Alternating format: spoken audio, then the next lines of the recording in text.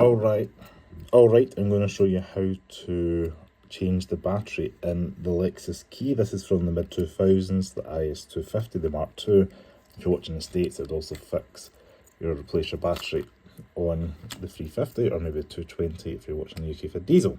So we're going to pull this out, pull that little clip back right there, and then that slides out. So literally 1, 2, 3, like that. And then you're able to use your key, and there's a little groove right in the corner there. You do that and then twist it and it pops open. You pull it open like that. Circuit board's a little bit loose, but don't worry about it too much. And then you can see the battery there. So that's a CR1632. This one was an Energizer. I managed to get this pack off of Amazon. I think it was like £2 something for a pack of 5. So it should last me a while. Then I'm just going to go ahead, pop that open, put that back in to replace it,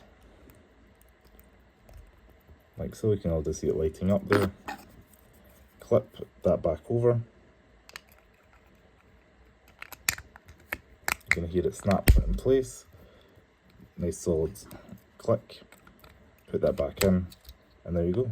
And you can see it lighting up like that, and that's how you replace the key battery in your Lexus key fob.